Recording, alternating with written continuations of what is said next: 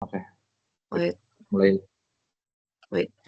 Oke, baik, kami dari kelompok 1 ke 17 akan memaparkan milestone 3 sudah kami buat mengenai automatic sorter and monitoring in storage system.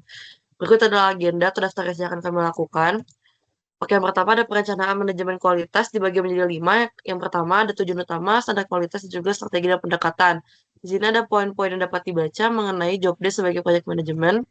Lalu ada monitoring dan juga audit dan juga peran dan tanggung jawab. Lima-limanya bersambungan dengan milestone 2 milestone sebelumnya. Lalu ada QA versus QC. Untuk QA secara garis besar merupakan memastikan proses kerja benar sejak awal atau proaktif dan juga tugas-tugasnya dapat dilihat. Yang kedua ada quality control. Fokusnya untuk memastikan output bebas error atau reaktif dan poin-poin dapat dibaca pada slides.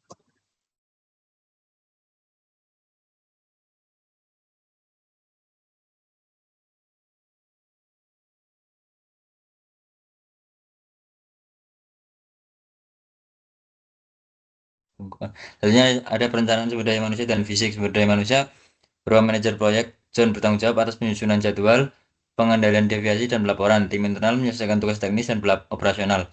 Vendor implementasi menyelesaikan estimasi waktu teknis. Sumber daya fisik ada perangkat keras, lunak, dan anggaran. Selanjutnya ada pengembangan tim berupa pelatihan staf gudang pada fase 7 dan koordinasi harian melalui Trello dan Slack.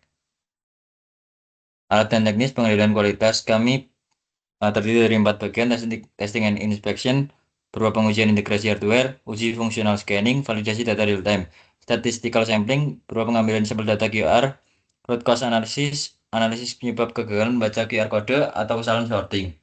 Selanjutnya ada tools and monitoring, dashboard Power BI atau Google Data Studio untuk pelaporan KPI kualitas, log error dan notifikasi sistem untuk pelacakan masalah.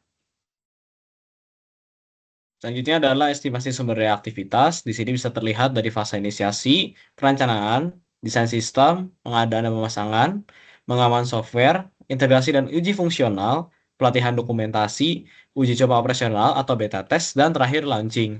Nah, di sini yang paling mahal tentunya terletak pada anggaran 60% gitu di pengadaan dan pemasangan. Lanjut, untuk proyek terkait peran dan tanggung jawab, tentunya di sini ada 3, yaitu peran dari manajer proyek sendiri yang paling utama, dilanjutkan dengan peran dari vendor implementasi dan dari tim internal dan gudang. Untuk detailnya bisa tercantum di layar gitu. Lanjut lagi.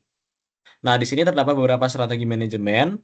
Yang pertama adalah terkait pelatihan teknis untuk fokus pada skill pengoperasian, lalu pembentukan tim atau forming yang dilakukan saat kick-off meeting, dan juga ada pengakuan untuk menghargai capaian milestone bulanan.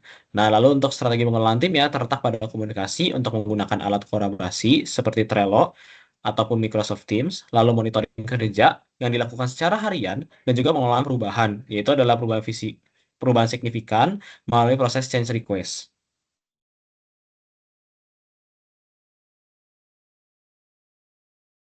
Selanjutnya untuk perencanaan manajemen komunikasi terdapat 6 poin, yaitu identifikasi stakeholder, laporan status proyek, rapat mingguan, rapat tinjauan proyek, log masalah, serta komunikasi perubahan.